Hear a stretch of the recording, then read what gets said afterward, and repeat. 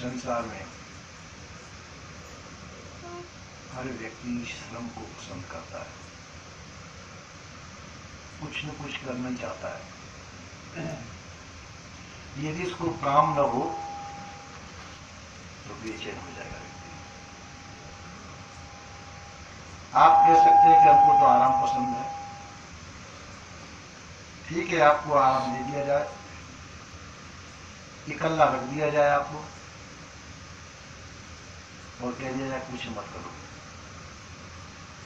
पुस्तकें भी दे दी जाए पढ़ने को, कुछ नहीं दिया कि आप कुछ न करो, तो इकल्ले में आपका मन नहीं लगेगा। अगर इकल्ले में मन लग गया, कुछ न होती हो, कोई व्यक्ति नहीं होते, तो आप सिद्ध हैं।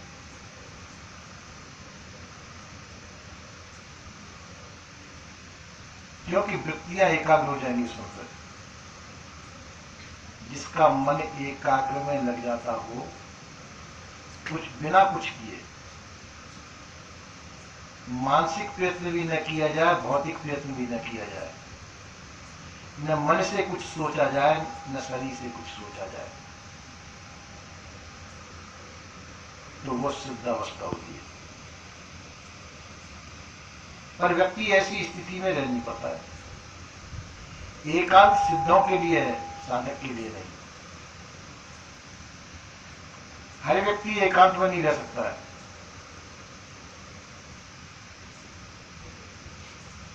तो इसलिए जो है साधक पहले साधनारत होने के लिए उसको साधन चाहिए। साधन संपन्न होकर के फिर वो एकांत में रह सकता है।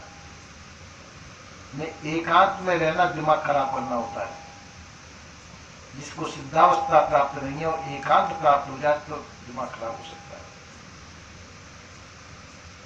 इसलिए एकांत अवस्था सिद्ध लोगों के लिए होती है, जिसका मन पे कंट्रोल हो।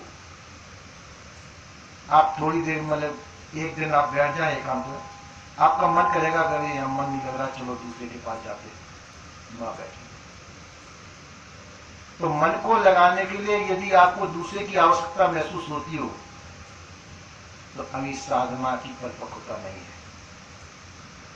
क्योंकि हमको अपने लिए दूसरे की आवश्यकता पड़ रही है। मन को लगाने के लिए दूसरे की आवश्यकता पड़ती है। यहाँ मन नहीं लगता है, चलो दूसरे के पास बैठेंगे, बातचीत करेंगे। जब मन लगा तो मतलब अपने मन लगाने के लिए हमको दूसरे की आवश्यकता हो। और साधक को चाहिए कि दूसरे की आवश्यकता महसूस न हो। अपना मन लगाने के लिए किसी दूसरे व्यक्ति की आवश्यकता महसूस न होती हो, तो वो आपकी साधकता सही है। हम संसार में कई कार्य करते हैं, कुछ पसंद होता है, कुछ पसंद नहीं होता है। ये पसंद और नापसंद ये भी मन की चंचलता है कि ये कार्य पसंद है, ये कार्य पसंद नहीं। साधक की अवस्था चाहे पसंद हो चाहे न पसंद हो, वो सदा एक रस अपनी स्थिति में रहता है। संसार में उतार चढ़ाव आता है, संसार में उछल कूद होती है, पर वो उछल कूद साधक के मन के अंदर नहीं होनी चाहिए। साधक का मन सदा हुआ होना चाहिए। कहते हैं कि एक दफा सदगुरु श्री कवि साहब और गोरखनाथ में आपस में बातचीत चल रही थी। गोरखनाथ ने पूछा कि कवि, तुम सिद्ध कितने दिन में बना सकते हो? कवि साहब ने कहा कि कह नहीं सकता, ये तो साधक के ऊपर कितने दिन में सिद्ध बन जाए। गोरखनाथ ने कहा कि मैं 6 महीने में एक सिद्ध बना सकता हूं। नवीन व्यक्ति मेरे पास में आए तो 6 महीने में मैं सिद्ध बना दूंगा। कवि साहब ने कहा ये तो समय बताएगा। तो नेपाल की तरफ से एक दफा गुरु गोरखनाथ की जमात आ रही थी। 3000 चेले साथ में रहते थे और 3000 चेलों को 3 चेलों को साधना मुश्किल पड़ जाता है। अब 3000 चेलों को साधना तो बहुत मुश्किल है। पर गुरु गोरखनाथ में इतनी शक्ति थी कि 3000 चेलों के लिए काम तैयार रहता था मेरे पास। किसी को कहा कि तुम वो पत्थर इकट्ठे कर देते, इनकी पूजा करो, इनकी सवेरे करो, इनकी शाम को करो, इनको सब, इसकी पूजा इस प्रकार से होती है, इसकी पूजा उसमें, इसकी पूजा इधर की घुमा करके लोटा चढ़ाओ, इसको पूजा इधर को घुमा के लोटा चढ़ाओ, किसी उसमें पे होकर लोटा चढ़ाओ, सबकी अलग अलग पद्धति। तो हर एक की पद्धति अलग अलग। और जैसे सर्दी के टाइम में तालाब में 2 खम्भे गाड़ो और खम्भे गाड़ के उन पर रस्सी बांधो और रस्सी में बैठ करके फिर भजन करो, और थोड़ी सी झप्पी आ जाए तो गुड़ नीचे पानी में फिर चढ़ करके फिर उसी पर खड़े हो।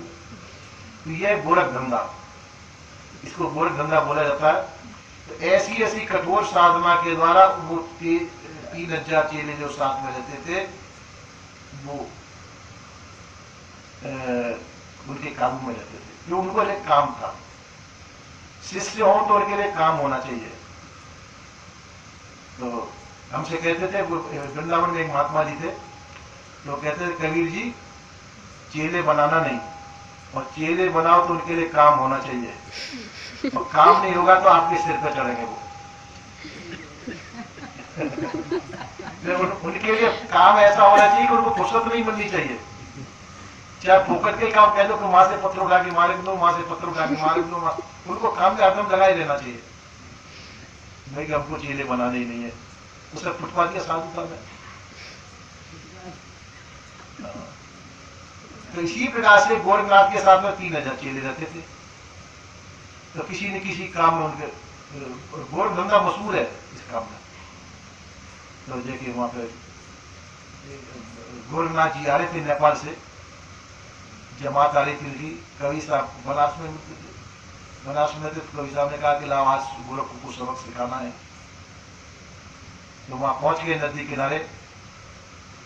एक जो है ये भेड़ बकरी चराने वाला बालक 10-12 साल का था, उसका एक बालक की तरह, एक उसके हाथ में लोहे की कील दे दी और कहा देख ये पत्थर रखा है, इस पत्थर में इस कील को मार, और पत्थर की आवाज में तेरी पूरी सुरती लगनी चाहिए, और कुछ सुनना नहीं, केवल ये कील की आवाज ही सुनना, और या फिर मैं आऊं मेरी आवाज सुनना, और किसी की पीछे की आवाज सुनना नहीं। या तो ये कील बजाता है खट खट खट, इस आवाज को सुनना, या मेरी आवाज सुनना, और तीसरी आवाज तेरे को सुननी नहीं है। ये उसको बता दिया, कील हाथ में दे दी उसने लोहे की छड़। अब वो बालक उसमें लग गया, खट खट खट खट, उसकी चित्तवृत्ति एकाग्र हो गई, और वो कुछ सुनता ही नहीं था। अब जाके उधर गोरखनाथ की जमात आ रही थी, और गोरखनाथ पहुंचा वहां पे। गोरखनाथ ने कहा, बालक क्या कर रहा है?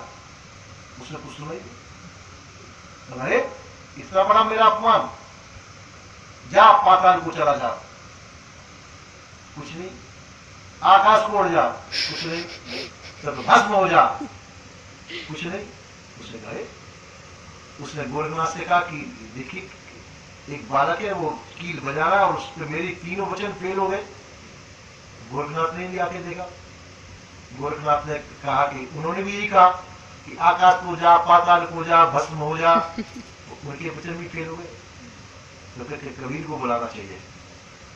कवि साहब आए, कवि साहब आए तो कवि साहब को देख करके एकदम उठा और चरणों में प्रणाम किया उसने। तो गोरख ने कहा कि कबीर इस पे हमारे तीनों वचन फेल हो गए, नहीं हमारा एक भी वचन फेल नहीं होता है। इतनी बात में तो लोग हम आग, वो पेड़ में चाहे तो पेड़ में आग लगा देंगे। तो देख लो ये कितने दिन से चेला बना रखा है, इसको सिद्धि आपने कितने दिन से सिखाई? देखो बस 3-4 घंटे हुए।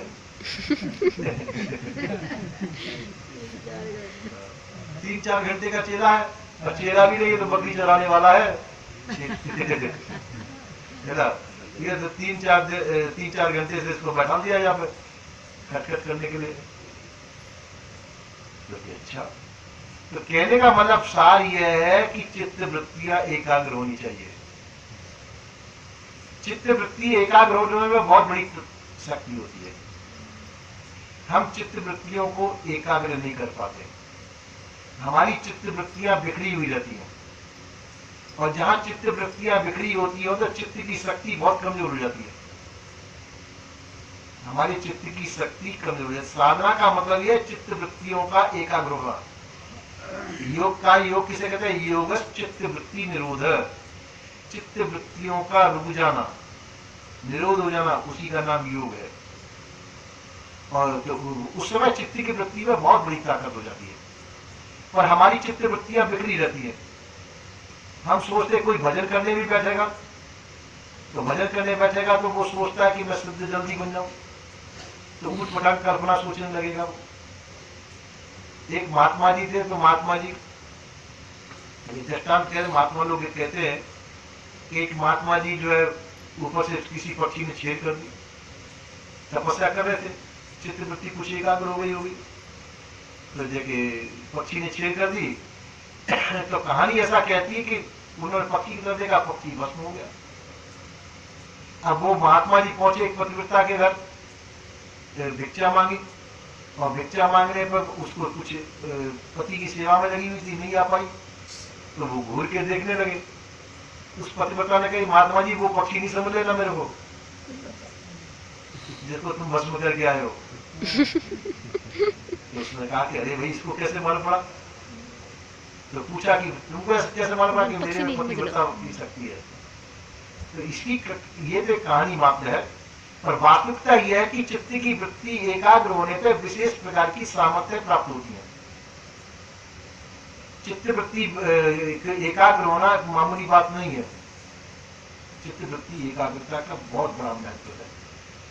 बुद्धि तेज होती है, उससे अंदर आपके अंदर विशेष प्रकार की क्षमता होती है।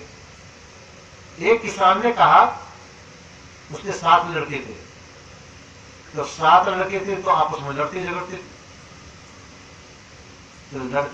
थे, तो जाके पिता ने कहा कि इनको शिक्षा देनी चाहिए, नहीं तो लड़ेंगे झगड़ेंगे, मेरे बाद में सब कुछ बर्बाद कर देंगे, मैंने धन इकट्ठा किया, खेत इकट्ठा किया। तो 7 को एक बुलाया, और 7 को एक बुलाया तो एक गट्ठर जो है लकड़ियों का, बड़ी बड़ी लकड़ी एक ही जैसी बांध कर रख दी, और सबसे कहा कि इस गट्ठर, पूरे बंधे हुए गट्ठर को तोड़ दो, इसकी सब लकड़ियां तोड़नी है, बंधी हुई तोड़ दो। सबने ताकत लगाई, वो बंधे हुए गट्ठर को कोई नहीं तोड़ पाया। तो कहा कि इसकी अब अलग अलग लकड़ियां कर दो। अब लकड़ियां तोड़ो, तो सबने लकड़ियां तोड़ दी। किसान ने शिक्षा दी, इसी प्रकार से तुम लड़ते झगड़ते अलग अलग हो गए तो तुमको कोई भी तोड़ सकता है। तुम संगठित होकर रहोगे जिस प्रकार से गट्ठर बना हुआ था, तो तुमको कोई भी नहीं तोड़ सकता है। इसलिए संगठन में शक्ति है, फूट में शक्ति नहीं है। तो इसी प्रकार से चित्त वृत्तियां यदि हमारी बिखरी हुई है तो शक्तिहीन हो जाती है। उस चित्त के अंदर कोई शक्ति नहीं रहती, उस व्यक्ति के अंदर कोई शक्ति नहीं रह जाती, क्योंकि मन बिखरा है, मन चारों ओर बिखरा हुआ है। तो जिसका मन बिखरा हुआ हो, एक चीज में मन नहीं लगेगा। पुस्तक पढ़ने बैठेगा तो मन चारों ओर डोलेगा, बार बार पुस्तक पढ़ेगा, उसको पुस्तक याद नहीं होगी, क्योंकि पढ़ने बैठता है तो चित्त इधर उधर डोल जाएगा, तो उसको मालूम नहीं पड़ेगा क्या पढ़ गया मैं। और जो चित्त वृत्तियों को एकाग्र करके पुस्तक पढ़ता है, तो एक ही दफे पढ़ने से उसको वो पाठ याद हो जाएगा। उस पुस्तक में क्या लिखा है, उस पाठ में क्या लिखा है, उसको याद हो जाएगा। तो चित्त वृत्ति में कितनी बड़ी शक्ति है। एकाग्र चित्त वृत्ति में चारों ओर मन न डोले, एकाग्र चित्त वृत्ति से एक ही दफे में पाठ याद होता है। और चित्त वृत्ति चंचल हो तो कई बार पाठ पढ़ जाइए, वो पाठ मालूम नहीं पड़ेगा क्या पढ़ गए। इसलिए साधना का मतलब है कि चित्त वृत्तियों का एकाग्र कर देना। चित्त की वृत्तियों को एकाग्र करना ही साधना है। दूसरा, प्राप्त का सदुपयोग करना साधना है। जो हमको प्राप्त है कोई भी चीज, उसका सदुपयोग करना। हम क्या करते हैं, प्राप्त का दुरुपयोग करते हैं। कोई भी चीज हमको मिलती है उसका हम दुरुपयोग करते हैं। शरीर भी हमारे को मिला ही हुआ है, तो शरीर का भी हम दुरुपयोग करते हैं। इसी प्रकार से तन का, मन का, सबका हम दुरुपयोग करते हैं, और दुरुपयोग करने से उनकी शक्ति क्षीण हो जाती है। तो कोई भी चीज हमारे पास है तो उसका सदुपयोग करना चाहिए। अगर सदुपयोग करने में मन लगे तो चलो उपभोग कर लो, इतना भी ठीक है, पर दुरुपयोग नहीं करना चाहिए, क्योंकि सामाजिक वस्तु हमारी इकल्ले की नहीं है। उसमें औरों का भी हिस्सा है। ये शरीर जो बना है हमारा, ये भी माता पिता समाज की देन है। फिर ये बढ़ता है तो समाज के द्वारा बहुत कुछ सहायता पाई है, और फिर जो समाज की सहायता पा करके हमारा शरीर इतना बड़ा है।